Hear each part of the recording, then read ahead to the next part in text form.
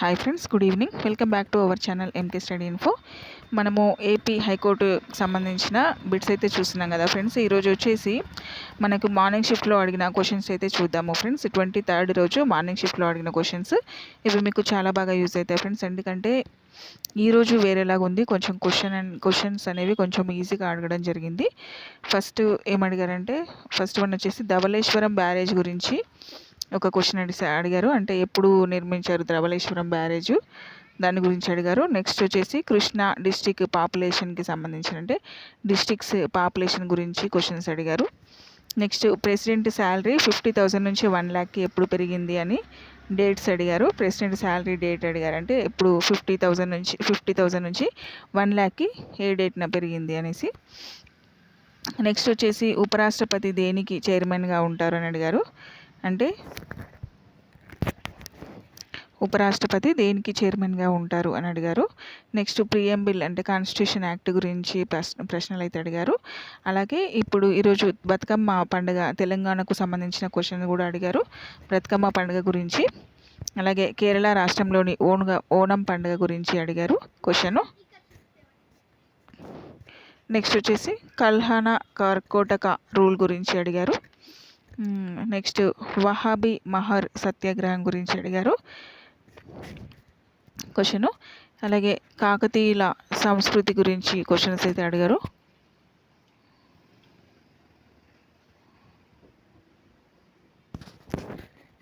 Next planning కమిషన్పై question అడిగినారు. Next చెరుకు ఉత్పత్తిలో ఇండియా ఏ స్థానంలో ఉంది అని అడిగారు. దీనికైతే సమాధానం 2వ స్థానంలో ఉంది. ఇది అందరికీ తెలిసిన విషయమే, ఎందుకంటే అన్ని కాంపిటేటివ్ ఎగ్జామ్లో అడగడం అయితే జరుగుతుంది కాబట్టి మనం చదువుకునే ఉంటాము. నెక్స్ట్ మహాలనోబిస్ ప్లాన్ గురించి అడిగారు. ఇప్పుడు ఇందులో సూపర్ 6 అంటే కరెంట్ అఫైర్స్ నుంచి సూపర్ 6 గురించి ఒక క్వశ్చన్ అయితే అడిగారు. అలాగే ఏఐఐఎంఎస్ ప్లేసెస్ అని అడిగారంటే కొన్ని హాస్పిటల్స్ నేమ్స్ ఇచ్చి వాటి ప్లేసెస్ను మ్యాచ్ ద ఫాలోయింగ్ అని ఇచ్చారు. నెక్స్ట్ వచ్చేసి APULAML అబ్రివేషన్ అడిగారు. Andhra Pradesh urban infra asset management limited, APULAML అంటే. నెక్స్ట్ ఇక్కడ ఏమడిగారంటే హింసాత్మక సంఘటన తర్వాత గాంధీజీ సహాయ నిరాకరణ ఉద్యమాన్ని ఉపసంహరించుకున్నారు.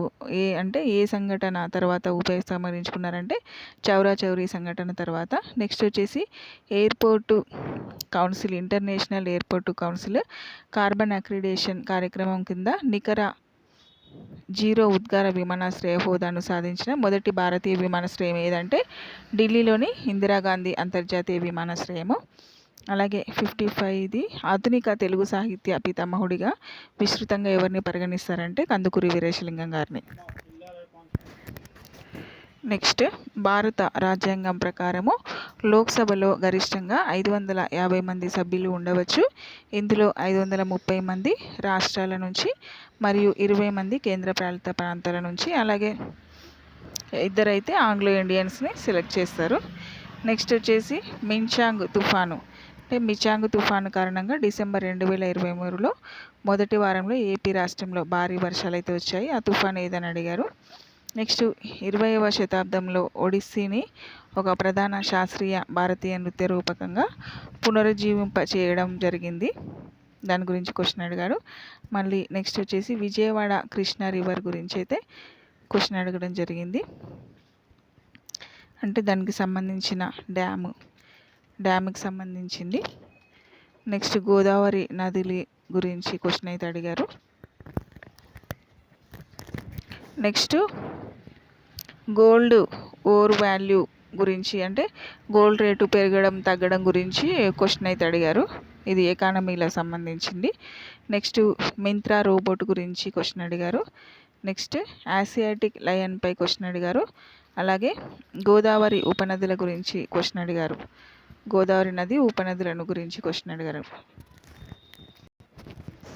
ఇప్పుడు మనము మళ్ళీ ఫస్ట్ ఏమడిగారో చూద్దాం ఫ్రెండ్స్. ఫస్ట్ నుంచి మళ్ళీ రివిజన్ చేసుకుందాము, మీకు కూడా తెలుస్తాయి కదా. కడప జిల్లా ఏ సంవత్సరంలో ఏర్పాటు చేయబడిందని అడిగారు.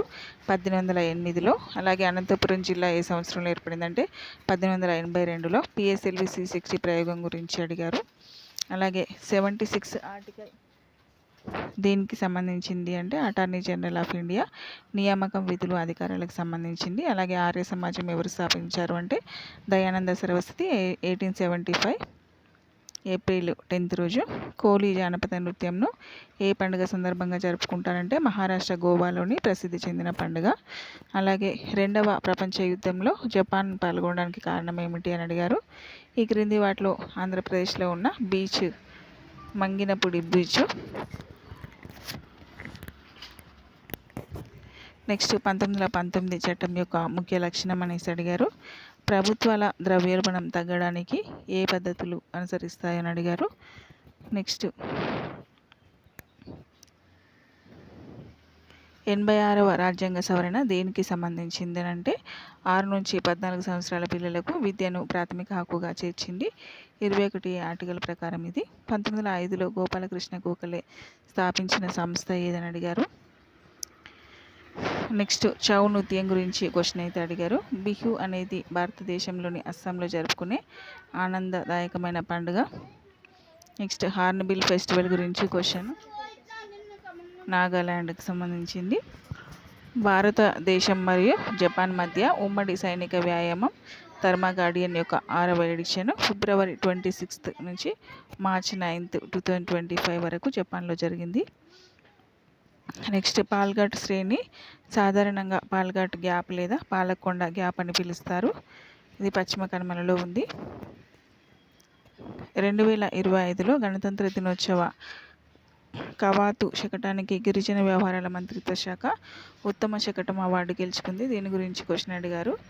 జజారియా గౌరవ్ అవార్డు ఏపీకి 3వ స్థానం వచ్చింది. చిత్తూరు జిల్లా ఎప్పుడు ఏర్పడిందని అడిగితే 1911లో ఏర్పడింది. నెక్స్ట్ వాయువ్యంలో వీచే గాలుల గురించి అడిగారు. లూ గాలుల గురించి క్వశ్చన్ అడిగారు. నెక్స్ట్ భావనాసి సరస్సు ఎక్కడ ఏర్పడిందని అడిగారు. విద్యామిత్ర పథకం గురించి అంటే ఏపీ పథకాల గురించి క్వశ్చన్స్ అడిగారు. కృష్ణాపట్నం పోర్టు వివరాలు నగరము మరియు ఏ కంపెనీకి అప్పగించబడిందని అడిగారు. ఏపీలో 2024లో యునెస్కోలో ఎన్ని బయోస్పియర్లు మరియు ఎన్ని జోడించబడ్డాయని అడిగారు. మణిపురి కుట్రకు నాయకత్వం వహించిన వారు ఎవరని అడిగారు. ఏ కమిటీ ప్రైవేటు బ్యాంకును సిఫారసు చేసిందని అడిగారు. ఐఐటి మద్రాస్ ఇస్రో కలిసి అభివృద్ధి చేసిన సెమీకండక్టర్ ఏదని అడిగారు. కేశవానంద భారతి కేసు తీర్పు ఏ సంవత్సరంలో ఇవ్వబడిందని అడిగారు. 2025 ప్రతిపాదిత వక్ఫ్ సవరణ బిల్లు వక్ఫ్ భూముల సర్వే బాధ్యత ఎవరికి అప్పగించిందని అడిగారు. నీతి ఆయోగ్ నివేదిక 2024 ప్రకారము ఏ నేలలు ఆంధ్రప్రదేశ్లో ఎక్కువగా ఉన్నాయని అడిగారు. 2024లో ఏపీ కాలుష్య నియంత్రణ బోర్డు కమిటీ చైర్మన్ ఎవరనంటే పి కృష్ణయ్య. ప్రాథమిక హక్కుల ఉపసంహరణ కమిటీ ఎవరు నాయకత్వం వహించారనేది క్వశ్చన్ అడిగారు.